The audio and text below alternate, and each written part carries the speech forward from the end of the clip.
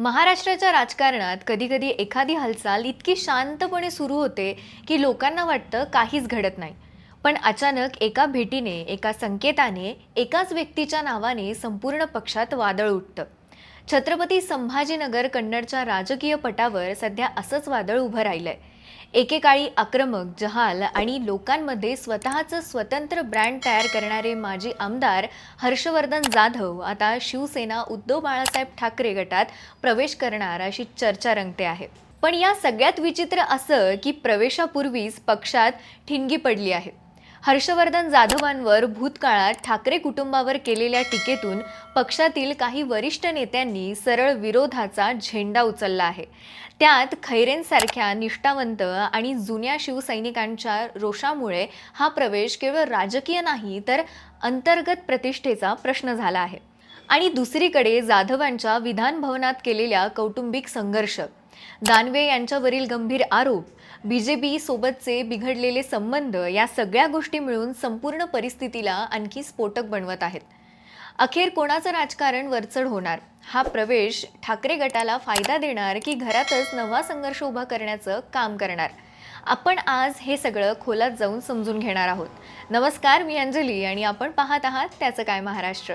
मंडळी, आजचा मुद्दा केवळ एका नेत्याच्या संभाव्य प्रवेशाचा नाहीये, तर दोन पक्षांमधील इक्वेशन, दोन घरातील तणाव आणि एका पक्षातील निष्ठा व आधुनिक राजकारणातील व्यवहारवाद यांच्या संघर्षाचा आहे.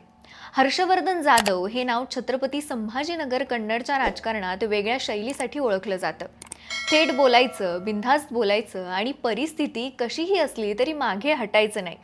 2009ला मनसे, 2014ला शिवसेना, 2019ला अपक्ष, ते जिथे गेले तिथे चर्चा, वाद आणि गोंधळ दोन्ही निर्माण झालंय.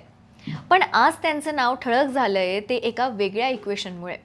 ठाकरे गटात त्यांच्या प्रवेशाची चर्चा सुरू होताच विधान परिषदेचे विरोधी पक्षनेते अंबादास दानवे यांनी थेट त्यांच्या घरी भेट घेतली. पक्षातील बऱ्याच जणांना ही भेट भविष्यातील स्पष्ट संकेत वाटली आणि तो संकेत म्हणजे जाधवांना मशाल हातात देण्याची तयारी. पण एखाद्या भेटीने फक्त चर्चा नाही तर ठिणगी उडते आणि यावेळी ती ठिणगी उडाली पक्षातील ज्येष्ठ आणि एकनिष्ठ शिवसैनिक चंद्रकांत खैरे यांच्या विधानांनी. खैरे यांनी थेट प्रश्न उपस्थित केला की ज्या व्यक्तीने भूतकाळात माँसाहेब मीनाताई ठाकरे आणि उद्धव ठाकरेंवर अश्लाघ्य शब्दात टीका केली, अशा व्यक्तीला पक्षात घेतलं तरी कसं? पक्षाचा मान, मूल्य आणि निष्ठा यांचं काय? त्यांच्या नाराजीमागे केवळ भावनिकता नाही तर संपूर्ण शिवसेना परंपरेचा प्रश्न आहे. आणि त्याहून मोठा मुद्दा म्हणजे अंबादास दानवे यांनी जाधवांच्या घरी जाऊन भेट घेणं.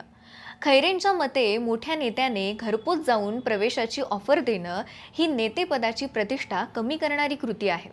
थोडक्यात चर्चा करायची असेल तर ती कार्यालयात झाली पाहिजे, हा त्यांचा मुद्दा. त्यातूनच हे स्पष्ट होतं की ठाकरे गटात दोन मतं तयार झाली आहेत.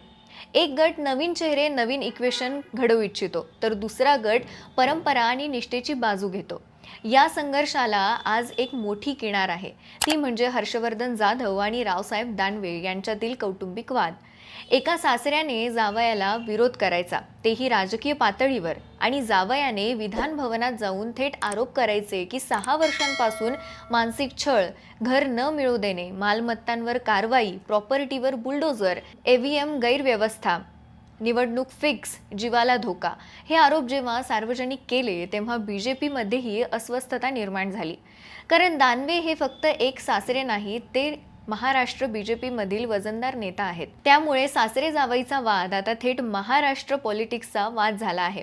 या आरोपांचा राजकीय अर्थ मोठा आहे. जाधव हे विधान भवनात जाऊन म्हणतात की मी मरणोत्तर माझी सर्व प्रॉपर्टी सरकारला दान करणार आहे. हे फक्त भावनिक विधान नाही तर बीजेपीला थेट टार्गेट करणारं पॉलिटिकल मेसेज आहे. स्वतः संजना जाधव, त्यांच्या पत्नी या सध्या कन्नडच्या आमदार आहेत. त्यामुळे हा संघर्ष फक्त कौटुंबिक नाही तर राजकीय वारसा, उत्तराधिकारी आणि सत्ता यांच्यातील संघर्ष आहे. जाधवांच्या मते त्यांना पोटगीचे 30,000 रुपये कोर्टाने भरण्यास सांगण्यात आलं आणि हे सगळं राजकीय सुडातून केलं जात आहे. ते म्हणतात की दानवे यांचा प्रभाव इतका मोठा आहे की घर भाड्याने देणाऱ्यांनाही पोलिसांचा दबाव टाकला जातो. ही भूमिका घेत जाधवांनी जर ठाकरे गटात प्रवेश केला तर समीकरणं बदलतील. भाजपला स्थानिक पातळीवर धक्का बसेल. कारण घरातीलच वाद सार्वजनिक होईल. ठाकरे गटाला कन्नड छत्रपती संभाजीनगरमध्ये नवा आक्रमक चेहरा मिळेल. रावसाहेब दानवे यांच्यावर थेट प्रहार होतील. पण त्याच वेळी पक्षात खैरेंसारख्या निष्ठावंत नेत्यांचा रोष वाढू शकतो. पक्षस्थिती, पक्षशिस्त, विश्वासार्हता आणि प्रतिमा या तीनही गोष्टींवर प्रश्न उपस्थित होऊ शकतो. म्हणूनच आजचा खरा प्रश्न असा की या दोन टोकांमध्ये उद्धव ठाकरे कोणती बाजू घेतात. नवीन समीकरणे तयार करून राजकीय फायदा मिळवणं की जुन्या सैनिकांचा राग सांभाळणं. शिवसेनेच्या इतिहासात कधीच निष्ठेचा मुद्दा हलका घेतला गेला नाहीये. त्यामुळे जाधवांचा प्रवेश हा केवळ पक्ष वाढवण्याचा नव्हे तर पक्षाचा पाया ढवळण्याचा मुद्दा बनला आहे. आणि म्हणूनच ठाकरे यांचा निर्णय पुढील काही दिवसात कन्नडमधील संपूर्ण राजकीय हवा बदलू शकतो. एकंदरीतच एका भेटीने सुरू झालेला हा प्रश्न आता दोन पक्षांच्या, दोन घरांच्या आणि एका पक्षाच्या अंतर्गत राजकारणाचा मोठा संघर्ष बनलाय. हर्षवर्धन जाधव ठाकरे गटात येणार का? खैरे आपला विरोध कायम ठेवणार का?